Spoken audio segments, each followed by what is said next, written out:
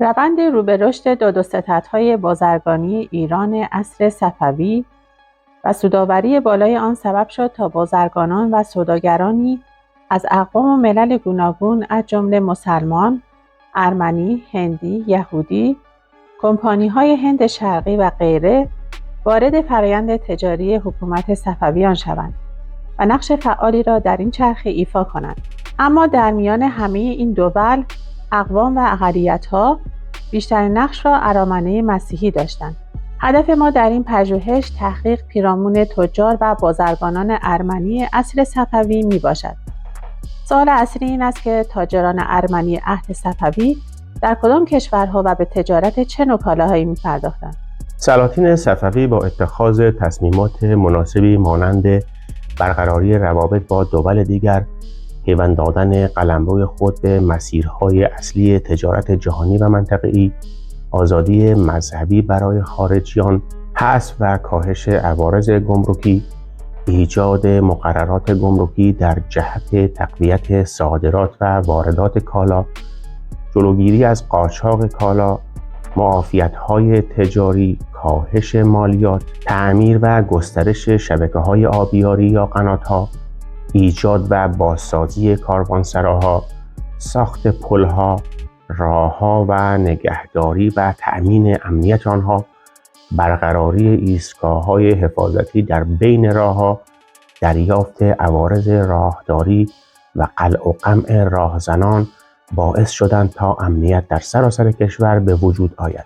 این روند باعث شد تا بازرگانان و سوداگرانی از اقوام و ملل مختلف وارد فرآیند تجاری صفویان شوند که از نظر مذهبی و نژادی متفاوت بوده و شامل مسلمانان، مسیحیان، یهودیان، زرتشتیان، هندیان و کمپانی‌های هند شرقی انگلیس، هلند و کمپانی هند شرقی فرانسه می‌شدند. اقلیت مسیحی اغلب از ارامنه تشکیل شده بودند.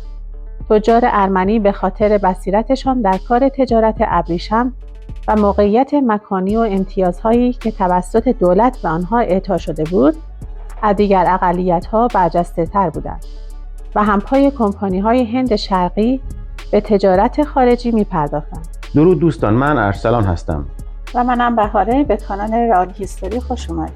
در این کانال ما در مورد تاریخ ایران بدون تعصب، اغراق و غرض‌ورزی با مطالبی تاریخی و مستند از منابعی معتبر در خدمت شما هستیم. پس اگر به تاریخ ایران علاقه دارید و دوست دارید اطلاعات تاریختون افزایش پیدا کنه، با ما همراه باشید. و اگر محتوای این کانال رو پسندیدید و دوست داشتید و تا به حال کانال رو سابسکرایب نکردید، لطفاً کانال را سابسکرایب کنید. لایک و کامنت هم یادتون نره. ما برای تهیه مطالب این ویدیو از کتاب‌ها، سفرنامه‌ها و مقالات زیادی استفاده کردیم. به خاطر اینکه اسم بردن همشون وقت زیادی میطلبه، تصمیم گرفتیم در لابلای مطالب برخی از منابع رو به صورت عکس نوشته بیاریم. شاردن می‌نویسه در ایران تجارت در اختیار مسیحیان و هندیان غیر مسلمونه. ایرانیان به بازرگانی در ایالات و ولایات کشور خود و تجارت عمده هندوستان اشتغال دارند و ارمنیان تمام معاملات اروپا را در دستشون دارند. تاورنیه هم در مورد تجارت صفویان می‌نویسه تجارت ایران مثل همه ممالک دنیا عبارت از تجارت داخلی و خارجی. تجارت داخلی در دست ایرانیان و یهودیان، اما تجارت خارجی به کلی در تصرف ارامنه که عامل پادشاه و بزرگان مملکتند و به معاملات ابریشم مشغولن و تجارت کل کشور رو قبضه کردند. اولئاریوس هم معتقد است بیشترین و بهترین بازرگانان ارمنی‌های مسیحی میباشند که در برون و درون کشور به آمد و رفت مشغولند. سیاست اقتصادی شاه عباس اول این بود که مرکز بازرگانی بین‌المللی ابریشم که در سده 16 میلادی شهر ارمنی نشین جلفا بود، به داخل ایران منتقل شود و راه کاروانرو بازرگانی ابریشم از طریق اصفهان و خلیج فارس رونق گیرد و همین خاطر آنان را به کوچیدن به اصفهان و ساکن شدن در آنجا مجبور کرد. شاید یکی از حیاتی‌ترین تصمیم‌ها و کمک‌های شاه عباس به اقتصاد ایران وارد کردن ارمنیان به ایران باشه. پادشاهان صفوی خصوصا شاه عباس اول به اقلیت‌های مذهبی مسیحی امتیازاتی دادند و در همه ادوار از وجود مسیحیان بهره بردند و با بازرگانان ارمنی و هیئت‌های مذهبی از نظر کارهای تجارت روابط خوبی برقرار کردند. ارمنی‌ها نه تنها تجارت شاه را اداره می‌کردند بلکه با بازرگانان اروپایی و کمپانی‌های هند شرقی نیز رقابت می‌کردند. در این دوره حتی به مسیحیان مأموریت‌های دیپلماسی دربار ایران نیز محول می‌شد. اگر محتوای این کانال رو پسندیدید و دوست داشتید و تا به حال کانال رو سابسکرایب نکردید، لطفاً کانال را سابسکرایب کنید. لایک و کامنت هم یادتون نره. تجارت در عصر صفوی به ویژه در زمان سلطنت شاه عباس اول به اوج خود رسید. تجارت داخلی و خارجی تشویق شد و تجار در فعالیت‌های تجاری خود امنیت بیشتری داشتند. شاه عباس برای گسترش تجارت بین‌المللی‌اش از اقلیت مذهبی ارامنه بهره وافر برد.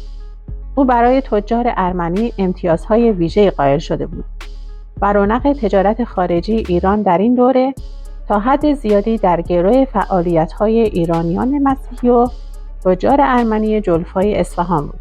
پیش از اون که به نقش ارمنیان در تجارت خارجی بپردازیم، نگاهی به علل مهاجرت اونها ضروری به نظر میرسه. ارمنیان پیش از مهاجرت در زیستگاه اصلی و تاریخی خود، یعنی در نواحی ارمنستان، گرجستان، شیروان، نخجوان و جلفای ارس ساکن بودند و بزرگترین جمعیت مسیحیان ایران رو تشکیل میدادند. اونا وابسته به کلیسای گریگوری بودند و اسقف آنان در اوچ کلیسا واقع در ایروان اقامت داشت که متعلق به ایران بوده در اون زمان. اما دلیل اصلی مهاجرت یا بهتر کوچ اجباری ارمنیان از سرزمین‌های اصلیشان جنگ‌ها و درگیری‌های طولانی میان ایران و عثمانی بود و هدف خالی کردن آن مناطق از سکنه به دلایل نظامی، اقتصادی، انسانی، افزایش جمعیت و مالیات پردازان ایران و رونق گرفتن تجارت به واسطه تجار ماهر ارمنی بود. از اهداف دیگر شاه عباس میتوان به تضعیف بازرگانی دولت عثمانی، ایجاد راه جدیدی برای تجارت از طریق مرتبط ساختن اصفهان به بندرعباس، شکستن وحدت نیروهای غیر ایرانی و مخالف دولت صفوی، به کار گرفتن طبیعت سائی، مقتصد و تخصص تجاری بازرگانان ارمنی، انتقال صنعتکاران و صاحبان حرف به مرکز ایران اشاره نمود. از این رو چنان که دلاواله نیز اشاره میکنه، شاه تا حد امکان حوالی مرزها را از سکنه خالی کرده و آنان را به مرکز انتقال داد و زمینهای دیگری در اختیارشون گذاشت تا هم بقای آنان در مملکت تضمین بشه و هم شهر اصفهان بزرگتر، ثروتمندتر و زیباتر بشه.